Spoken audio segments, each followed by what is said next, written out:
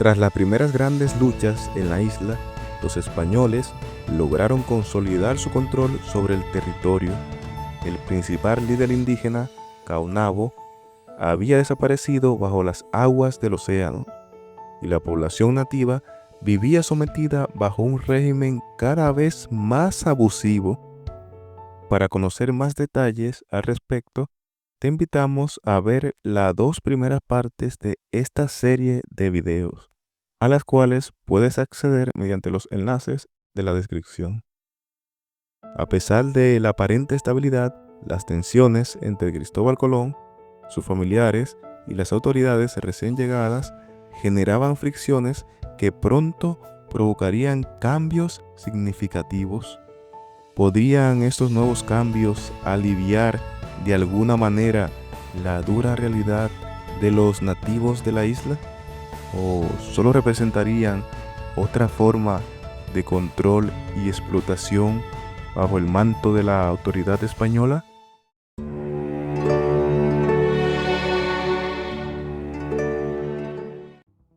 En 1496, el alcalde mayor de la Isabela, Francisco Roldán, junto a otros trabajadores disgustados con las autoridades, se rebelaron contra el gobierno colonial. Tomaron armas y animales y se adentraron al interior de la isla, estableciéndose en el área del cacicazgo de Jaragua. Una acción que este rebelde adoptó fue liberar a los indígenas del pago del tributo. Por esto, muchos podrían considerar a Roldán como un libertador. Sin embargo, en realidad, los hechos muestran lo contrario, pues los indígenas que supuestamente eran liberados, en realidad eran repartidos entre los hombres de Roldán para que les trabajaran en sus cultivos y otras tareas cotidianas. Por lo tanto, esa rebelión de Roldán no liberaba a los aborígenes, más bien los seguía explotando. Durante este periodo de rebelión, Bartolomé Colón, a quien su hermano Cristóbal Colón había dejado a cargo de la isla mientras estaba ausente, estaba en el proceso de construcción de una nueva ciudad al sur de la isla, específicamente en la margen oriental de la desembocadura del río Ozama, que en su primera fase concluiría aproximadamente entre los años 1496 a 1498. Esta fue nombrada originalmente como Nueva Isabela y posteriormente se rebautizaría como Santo Domingo. Años después, en 1500, llega a la isla, específicamente el 23 de agosto, el nuevo gobernador Francisco Bobadilla, quien, entre las instrucciones que traía de España, estaba la de declarar libres a los aborígenes que habían sido repartidos por Colón para realizar labores de esclavos en minas y haciendas de españoles. ¿Pondría en práctica este gobernador esa instrucción y pondría en libertad a todos los indígenas?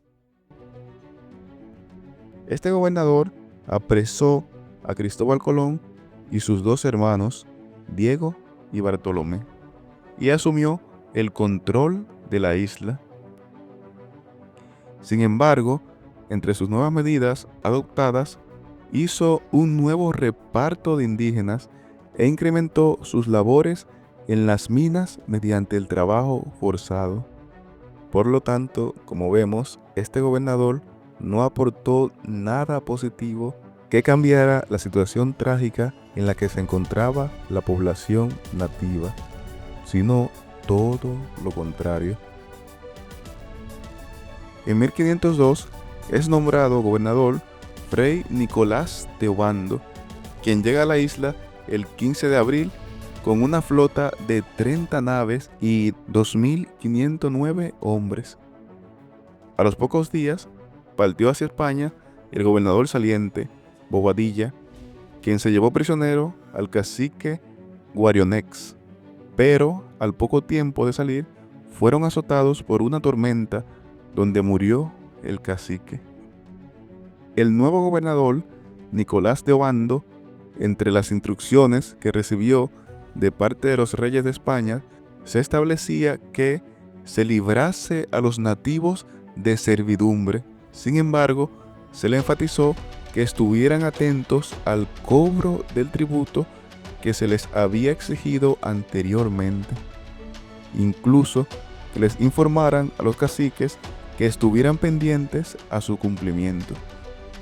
Durante el gobierno de Obando se trasladó Santo Domingo hacia la parte occidental del río Ozama, donde se encuentra actualmente, y recibió de manera oficial el título de ciudad.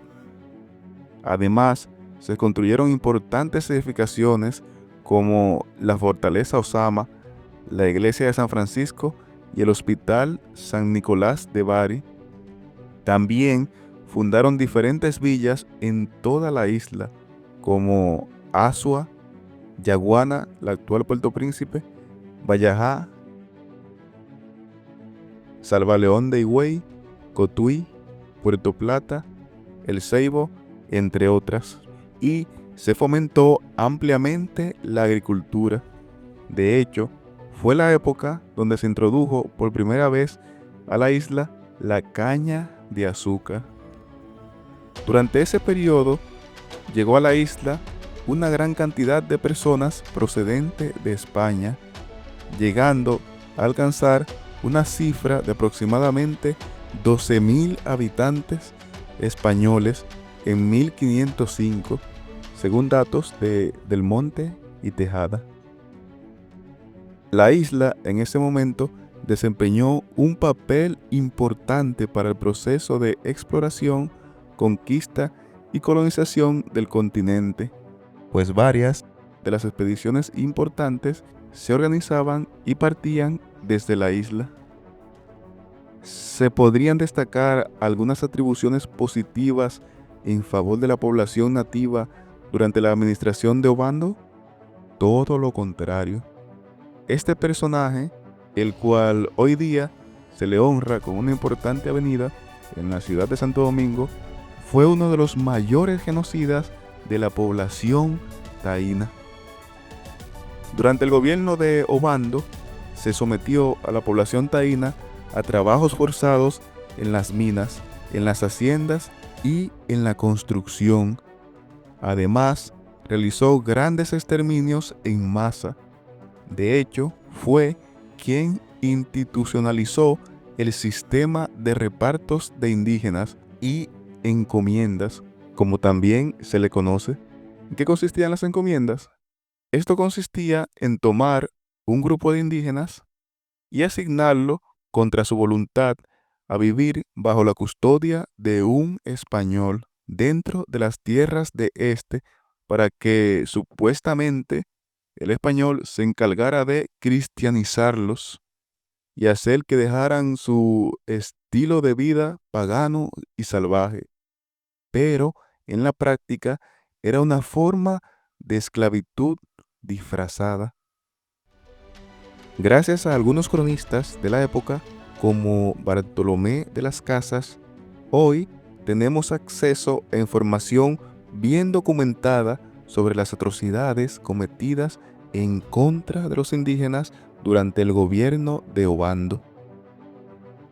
En 1503, mientras un indígena, en su función de servidumbre, ayudaba a cargar casabe en una embarcación española en la isla Saona, dos españoles que formaban parte de la tripulación incitaron a un perro de presa a que lo atacara. De forma violenta, el perro lo atacó hasta perforarle el intestino y despedazarlo por completo. Mientras esto ocurría, los dos españoles presenciaron todo, riendo. Este acto tan cruel y sin consecuencias indignó a los indígenas de la zona, lo que los llevó a atacar a los españoles que se encontraban en la zona, llegando a quitarle la vida a 8 de ellos. Poco tiempo después, Nicolás de Obando quería que los indígenas de la parte este de la isla, en la zona de Higüey, le trasladaran los frutos del tributo hasta Santo Domingo. Sin embargo, los aborígenes entendían que según el convenio, el tributo debía ser recogido por los españoles en sus tierras.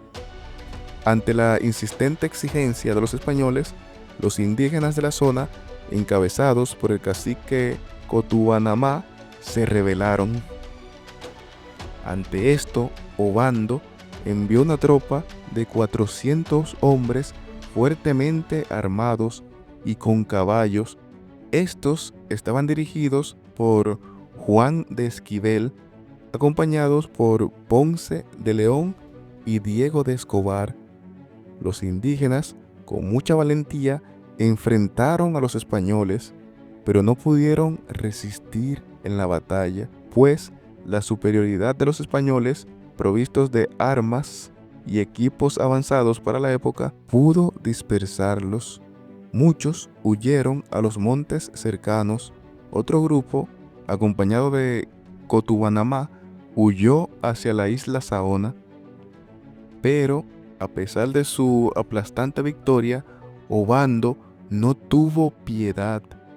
Envió guerreros hacia la isla Saona, quitándole la vida a cerca de 300 indígenas mediante el degüello. El cacique Cotubanamá fue herido y hecho prisionero. Finalmente, fue condenado a la horca. Según de las Casas, en ese proceso también fue ejecutada una anciana que ejercía como cacica llamada Higüemota, quien prefirió la muerte antes que la servidumbre.